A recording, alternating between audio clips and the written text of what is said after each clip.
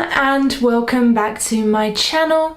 If you're new to my channel, my name is Sophie and I would love it if you click that big red subscribe button down below. I talk about languages and language learning a lot. I make travel videos and I'm currently studying abroad in Lyon in France, so I make a lot of videos about that as well. So if you are interested in any of those types of videos, then definitely make sure to click that big red subscribe button down below and turn on that notification bell as well so that you never miss a video.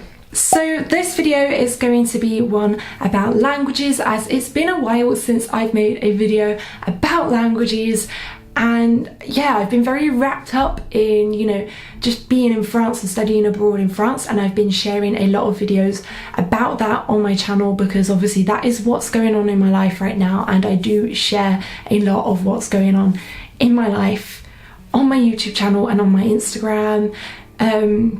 But I'm forgetting that this channel is about languages too, and a lot of people have probably subscribed because they wanted to see that, not necessarily because they wanted to see me studying abroad in France, and also the main reason that I'm in France, well literally the only reason I'm in France, is to learn French. I'm not here on a holiday, I'm here to learn French. So yeah, it's time to make another video about languages, and this one is going to be about language fluency because I feel like that's quite an important topic to talk about, because I feel like a lot of people learn a language with the intention of one day becoming fluent, but don't necessarily know,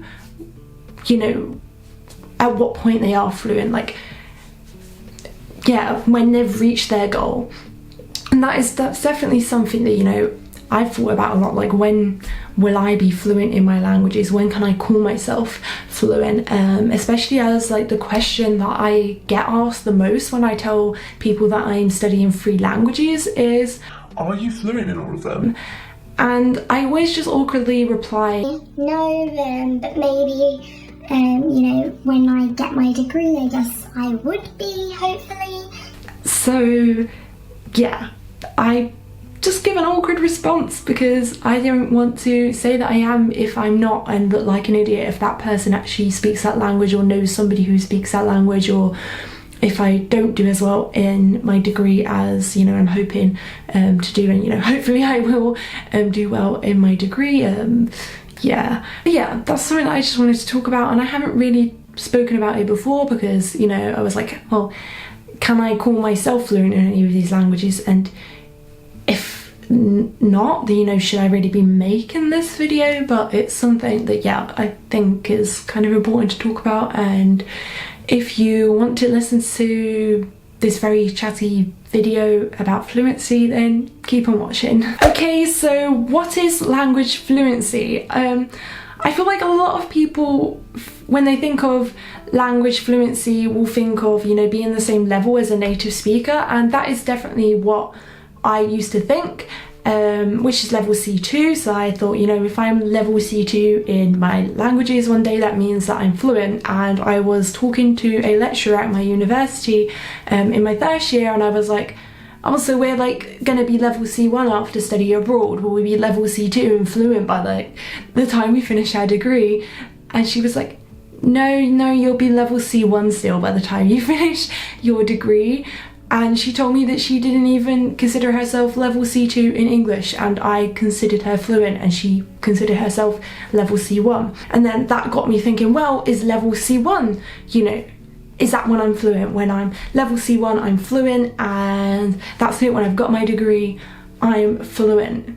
But now I'm not so sure about that, even because I feel like I learn a lot at degree level languages that I don't necessarily always need to be able to just have conversations with people and go and live in the country, because obviously to go live in France, I don't need to be able to know how to write essays in French. I just need to be able to know how to write, things like emails, formal emails if I want to get a job in France or something, and how to, basically speak the language. And I need to know, how to write it and stuff, but I don't need to know how to write an essay on the French education system, for example, or anything like that. And there's a lot of topics that I learn about at university that, you know, don't come up in everyday conversation. But then I realise when I go to countries where they speak the languages that I'm learning, that sometimes there's a lot of basic words that I just won't know. Just because we don't learn them at university and we don't learn them at school because they're not needed to write essays, but they come up in everyday conversation a lot more. So, you know, do I need to necessarily know all of that stuff to be fluent? Do I not just need to be able to have a conversation and know basic words? And, you know, what about people that aren't doing a specific language level test or aren't studying towards a degree? So then what is fluency?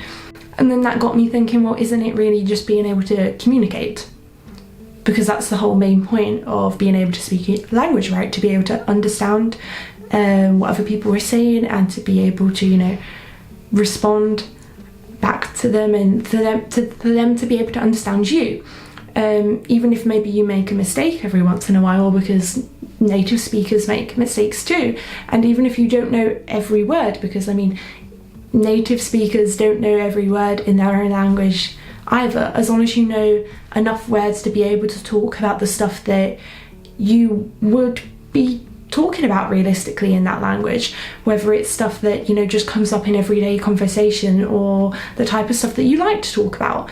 Because obviously if you have certain hobbies, you know, it might be good to learn words about those hobbies. I don't know, like if you like football and you're gonna go abroad and you're gonna watch football games there and hopefully make friends in that country who, you know, you want to watch football games with, it's probably good to know some vocabulary about football, right? So that you can have those conversations with people, you know.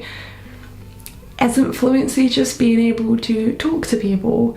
And that is something that I'm thinking about a lot more now, and in that sense, am I kind of actually fluent in some of my languages already? I don't want to say that I 100% am, because I'm still, you know, figuring out how I feel about each of my languages. And also, like, some of my languages right now are rusty because I only speak French every day at the moment, and English, French and English. I don't speak German and Spanish anymore. So although I would say that I still am fluent when it comes to understanding, I would definitely say, yeah, I'm fluent when it comes to understanding stuff in German and Spanish, but my spoken German and Spanish is very rusty at the moment, and I think I need to open up a grammar book and go back over some of the, you know, some of the basics, and also just practice speaking with somebody. So now that I've spoken about how I would now define language fluency, I want to talk about how long it takes to reach fluency in a language, because I sometimes get comments. For example, I got a comment once on a video asking, how long does it take to get fluent in German? Obviously, I can't give a specific answer to that because it depends on, you know, a lot of different things. For example, learning a language takes a lot of time, so it depends on how much time that you've got to, how many hours each day you've got to put into learning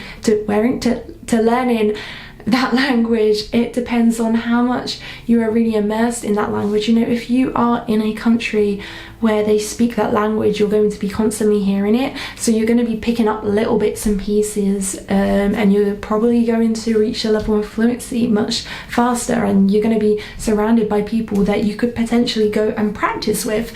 So yeah, you've got to factor in all of those things. And also, I think another thing to factor in as well is how many languages can you speak and what languages you can speak, not just how many. I think after learning the first language, every new language gets easier because you already know some of the challenges that you might face, and you already know how to, you know, kind of overcome some of those challenges.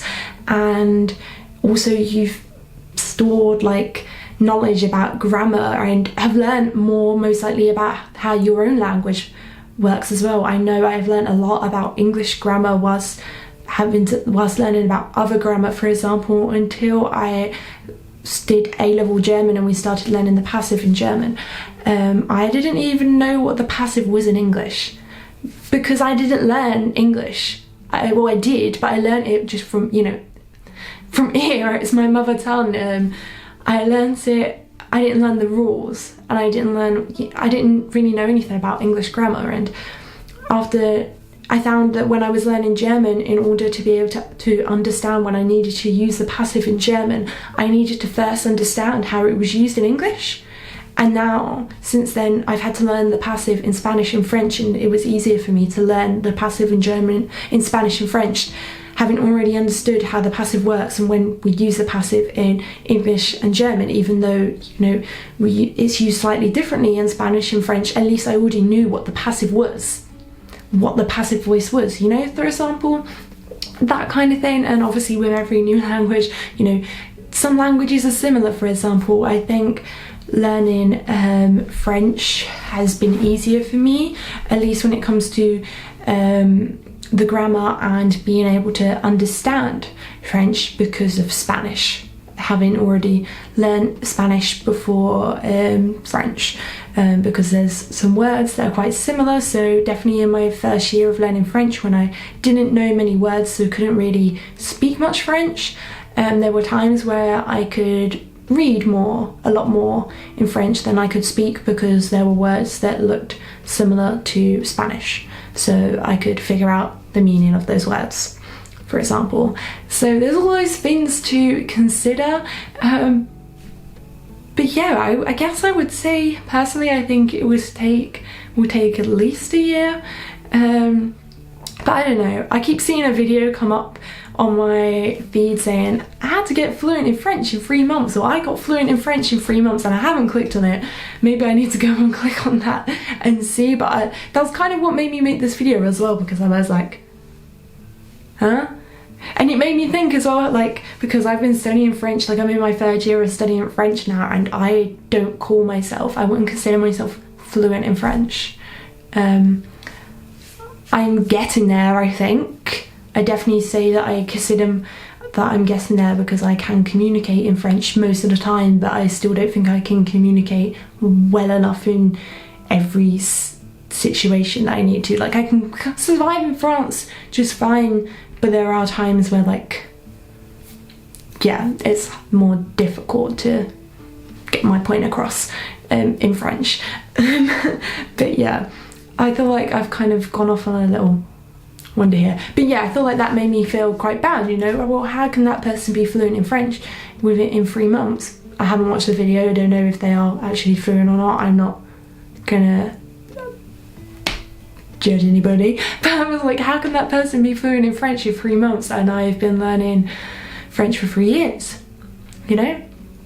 And they got me thinking, because there are a lot of videos out on YouTube, like, this was the first one I've seen 3 months, but there are a lot of ones like, I learned Spanish in a year, or I learned Mandarin in a year, and this is how. And obviously if you've already been learning Mandarin or Spanish for a year and you don't consider yourself fluent, that can be quite disheartening. But you have to remember, you know, that there are multiple different factors, you know, in how long it takes to become fluent, and everyone's language learning journey is different, and also you don't know what they consider fluent. Now, I'm not saying these people aren't fluent, because, you know, I don't know enough about these people to judge their language level fluency, and I'm not like a language level examiner or anything. I'm not judging anyone's level of fluency, but I am just saying, you know, you might consider fluency to be something different than they consider, especially like for me at first, because, you know, I'm doing a degree in German and Spanish and French. You know, there's a lot of things that you know, my grammar needs to be like perfect, but I know people who are learning languages who really don't care that much about their grammar being perfect. They just care that they're able to be understood and that they can understand other people, and if they reach that goal, then that's it, they're happy, they consider themselves fluent. Whereas for me, my grammar has to be good. For me to be fluent, I have to have good grammar, because for me to, you know, get a good grade at university, I need to have good grammar, because I lose marks in exams for bad grammar, you know. So that's an example, you know. They might not be considering grammar. I'm not saying that they could have perfect grammar. I'm not, just a disclaimer, I'm not attacking anybody here. I'm just giving an example because I know that can be quite disheartening, and I'm trying to say don't get disheartened, and maybe just not put so much pressure on yourself to be fluent. Just keep learning the language and having fun. I mean, unless you're learning it for an exam, obviously if you're learning it for an exam, you do have specific targets to reach, so you know you might have to, you know, put, you know, a lot of time aside to learn grammar and stuff, and obviously you've got in your head that you want to pass that exam. But if you are just learning the language for fun, then just, you know, relax a bit and just